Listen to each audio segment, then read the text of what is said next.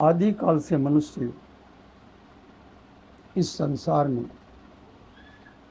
आता रहा है, जाता रहा है और जाता रहेगा, परंतु उसे इस सृष्टि में प्रत्येक क्रियाओं को करने के लिए जन्म से लेकर के मृत्यु पर्यंत और मृत्यु से जन्म पर्यंत सदैव शक्ति की आवश्यकता है, सदैव शक्ति की आवश्यकता है। और ये शक्ति हमें सदगुरु महाराज के बनाए हुए मार्ग के द्वारा परमात्मा के नाम के जप से प्राप्त होती है। दूसरा, ये शक्ति हमें गुरु महाराज के आशीर्वाद से, माता पिता के पितरों के आशीर्वाद से, संत महात्माओं के आशीर्वाद से भी प्राप्त होती है। और ये शक्ति हमें नारी के 4 रूप हैं, उन रूपों के द्वारा भी प्राप्त होती है। पहला रूप माँ के रूप में, पत्नी के रूप में, बहन के रूप में, बेटी के रूप में। ये 4 रूप विशेष हैं जिनके द्वारा भी मनुष्य को शक्ति प्राप्त होती है। मनुष्य को चाहिए येन केन प्रकारेण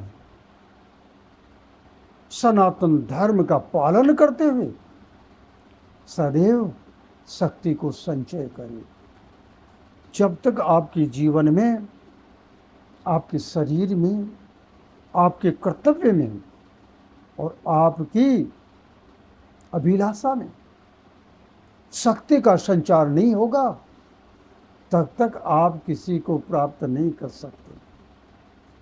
और परम शक्ति का तो कहना है क्या, जब आप प्राप्त करोगे तो उसकी कृपा तो विशेष होगी और वो शक्ति प्राप्त होगी परात्परा शक्ति स्वरूपा अखिल ब्रह्मांड जननी राजराजेश्वरी मैया, जिनका नाम हम कुछ भी दें, उस आदि शक्ति के द्वारा मनुष्य को शक्ति जब प्राप्त होगी तो उसी शक्ति के बल से मनुष्य परमात्मा को प्राप्त करेगा।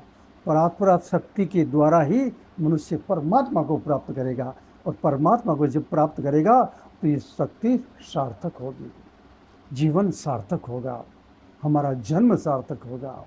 बार बार जन्म लेना, बार बार मरना, इसकी सार्थकता नहीं है, ये तो स्वाभाविक है।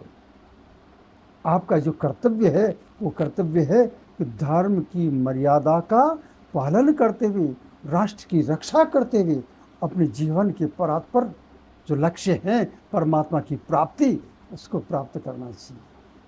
यही तो एक मान लक्ष्य है। तो शक्ति संपन्न जब तक नहीं बनोगे तब तक कुछ भी प्राप्त नहीं होगा।